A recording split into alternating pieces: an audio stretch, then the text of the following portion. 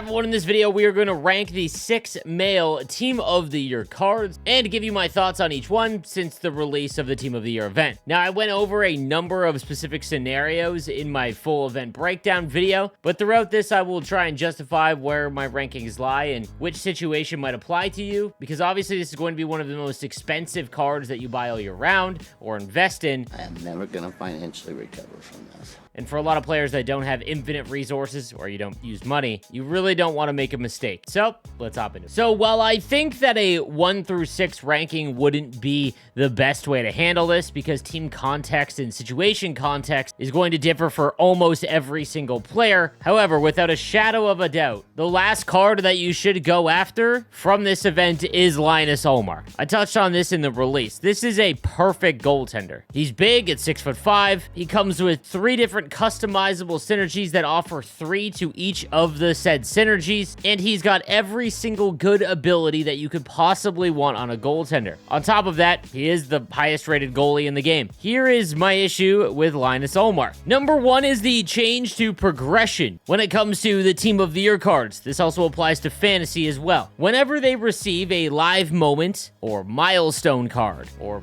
play of the year, anything that would be what would be considered an inform card, in prior years, how it would work is that they would operate on the last overall of that card, excluding the fantasy hockey event as well as Team of the Year. So in this situation here, Linus Ullmark doesn't have any other cards other than his base, so if he were to get a shutout and get a live moment card for that shutout, it would be an 85 overall. That is simply not the case this year. I confirmed it with EA's content team that the very next release for all of the Team of the Year cards will be 93 overall, which in my opinion hurts the value of some, but no more than Linus Ullmark, because while he is very highly rated, and ratings do matter when it comes to goaltenders, not to the extent that we think, but they do matter. Instead of putting 800,000 coins in value into making one untradeable, or buying one currently for just under $1 million, you can wait until his 93 card comes out, whatever it may be and whenever it is, and get him for a fraction of the cost. Now, while he won't have the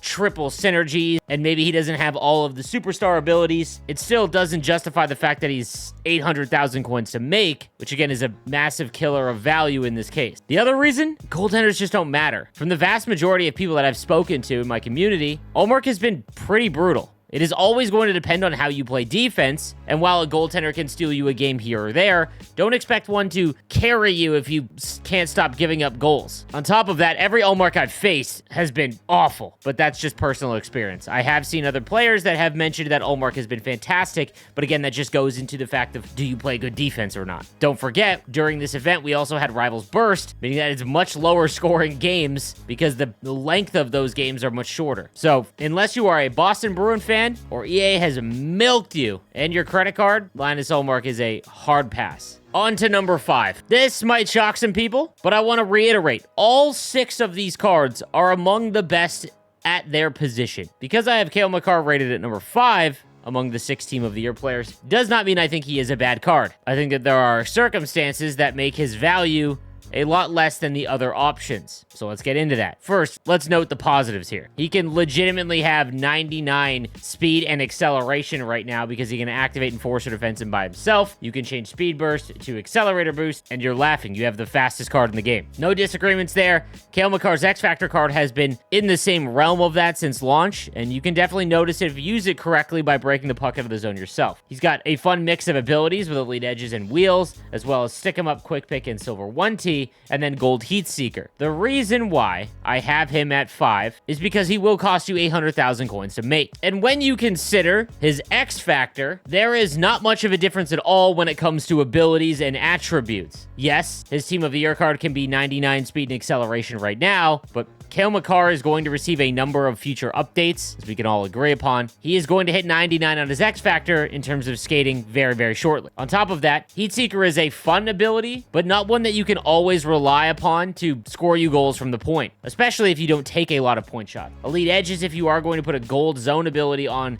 a defenseman, is probably a little bit more useful for you at this stage of the game. Going one step further, he has Silver Stick 'em Up and Silver Heat Seeker. So if you really wanted those abilities that you can get on his Team of the Year card, you can get them on his X Factor. Now, obviously, there is going to be a cost to upgrading his X Factor with multiple power-up collectibles all the way through, which is a massive advantage of the Team of the Year cards. But the reason why I have him at 5th is because it's still within the realm of possibility that you can go out and get his X Factor card, whether it be through the monthly choice sets. If you are really chasing Cale Makar every month, you can do the 50 gold player item trade-in and still hunt for Cale Makar. And when it comes to power-up collectibles, if you are worried about the increased cost and having to now pay for every upgrade that comes out, consider that every single event so far has offered a ton of power-up collectibles. For example, the Nations of Hockey card would almost allow you to take Cale Makar's X Factor card and power him all the way up by just doing all of the objectives. Yes, you'll miss out on the technical free Nations of Hockey MSP, but there will be events where you don't really want any of the Master Set players, and you can just take the power-up collectibles and use them for Cale Makar. Or if you are someone that plays Hut Champs, one good Hut Champs run will get you there. On top of that, we already know from the Hut Deep Dive back at the beginning of the game that the end of the 99 set, or the quest for Hut 99, that we will receive at the beginning of summer, around the end of May, there will be a choice pack for a 99 overall player item. One of them is the 99 Cale Makar. That, in my opinion, has a far better ability in the fact that he's got Silver Shutdown. So we already know that a better Cale Makar is coming. So while I don't fault anyone for making Cale Makar's Team of the Year card, his card is incredible. Literally the fastest skater in the game. I just think that you're missing out on some of the value by leaving the other cards on the table. If you have his X Factor card, like myself, I would probably try and make the other 4 Team of the Year player items before you have to make this one by trading in his X Factor card. Again, I don't think the drop-off from his Team of the Year card to his X Factor is nearly enough to justify the price. All right, number 4 is going to depend entirely on how long you plan on playing the game. If you plan on playing all the way through, if you are a hardcore Hut player, then number 4, in my opinion, would be Miro Heiskanen. As it stands right now,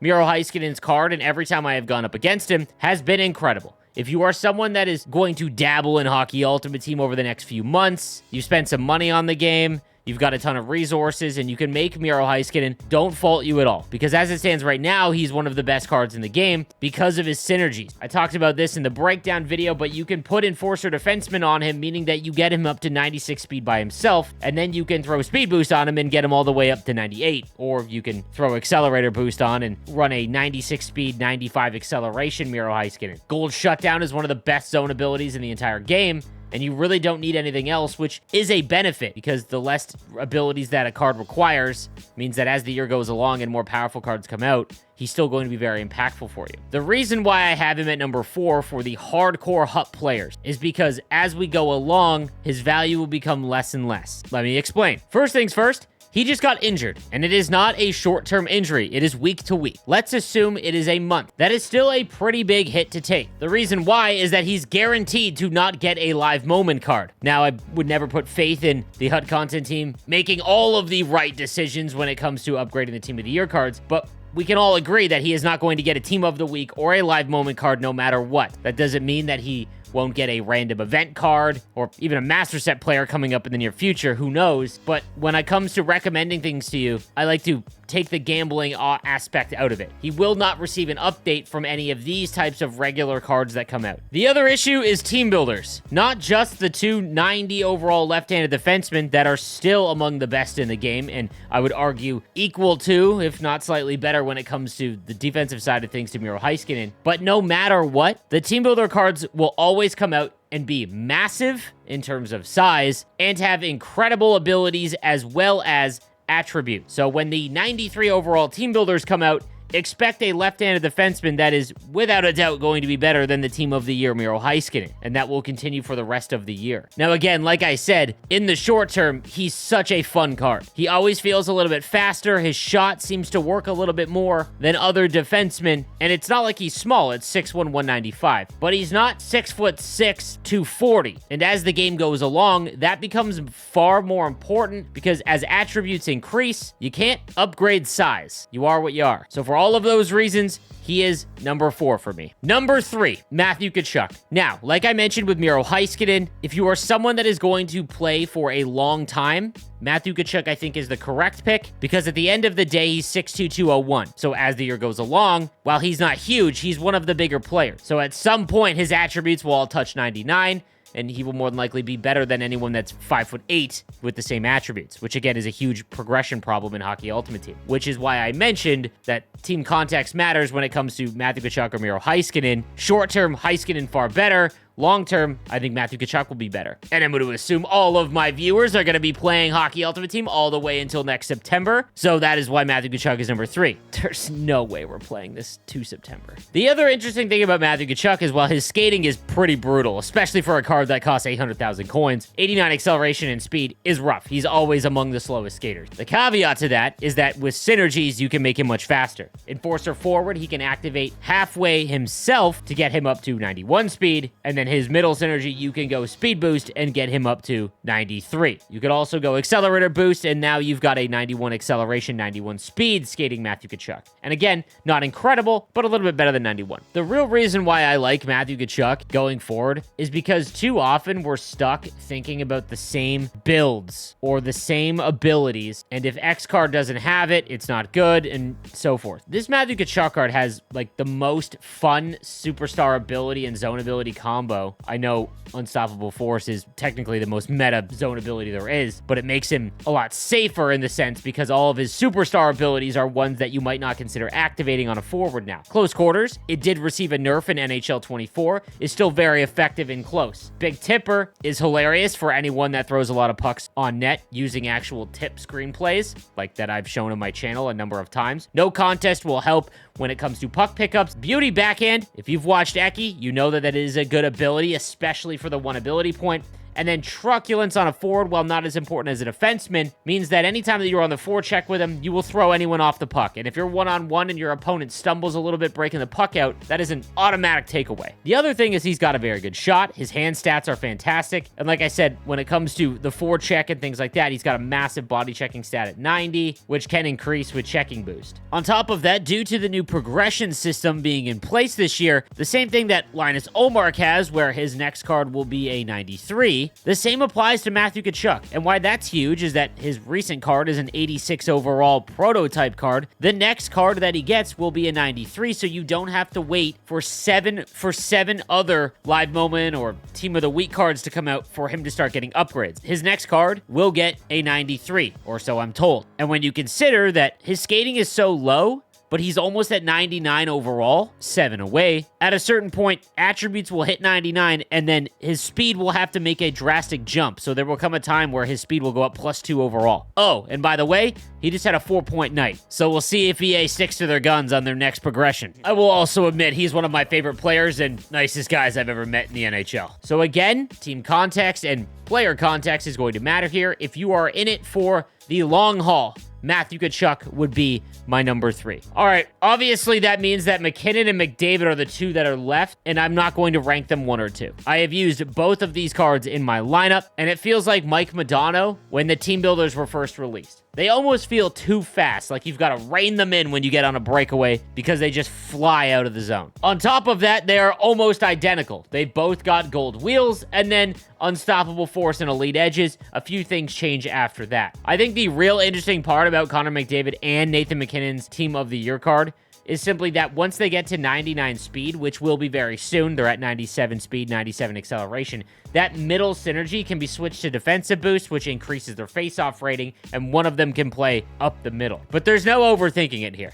These are far and away number 1 and number 2 that you should make from this event. If you can leave this event with both of these cards, it was extremely successful for you. Both of them with gold wheels activated is simply hilarious to watch. And as they go up with free upgrades, nothing's going to change in that aspect. They are just absolutely fantastic. They both have custom strides. They both have a great shot. If your opponent is not being careful, you can get a breakaway almost every rush. These are the 2 best cards from this event. But as always, we need to talk about context because a lot of players have X Factor Connor McDavid, and that is one of my most asked questions is, what do you do with his X Factor card? Do you trade it in? If you have his X Factor card, what I would recommend is you go and get Nathan MacKinnon first. You collect your rewards from this week, as well as take every piece of your collection that is not a big part of your team, and you put it towards the Team of the Year collectibles. Remember, you have 1 week to do this. And if at the end of that week, you can make another Team of the Year card and cash him in for the discount, then I would go ahead and do so. If you are able to make another full Team of the Year, like you have a full 40, I would consider making Tkachuk or Heiskanen. That said, if you don't have Connor McDavid's X Factor card, this is number one. It should be your number one priority from this event. He always feels like the fastest card in the game. It's an absolute easy choice for me. If you do not want to trade in his X Factor card and you just want to roll with Connor McDavid's X Factor,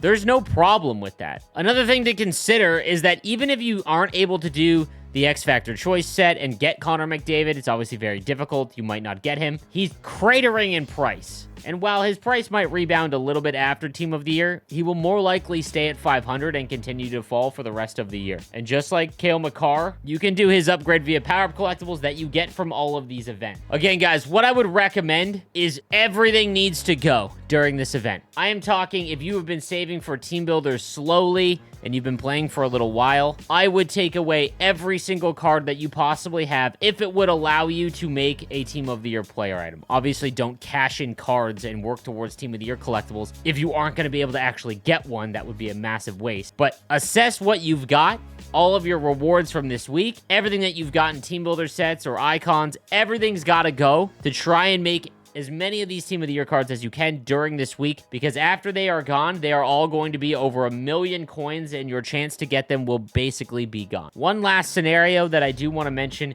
is Matthew Tkachuk's X Factor. If you have Matthew Tkachuk's X Factor card, it is cheaper to upgrade. I believe it costs 9 power-up collectibles to get up to his 92 from his 86. Again, you can get those from the Nations of Hockey event. If you can do that for free by getting those objectives done, and you've got McKinnon and McDavid, go ahead and do this. Or if you aren't able to make a full 40 Team of the Year collectibles and you've got Matthew Tkachuk's X Factor card, I would recommend doing the trade-in. His X Factor card is far worse than his Team of the Year card. It is not like a situation like Cale Makar and Connor McDavid. His X Factor is absolutely brutal. So I just wanted to throw that in there. So I hope this helps clear some things up and help you make your decision. As always, please use your favorite players. If you are a Boston Bruin fan, go ahead and make Ullmark first. But I hope this helps guide you for anyone looking for some insight on which cards to go after. Let me know what you think in the comments section down below, and I'll see you next time. Have a good one.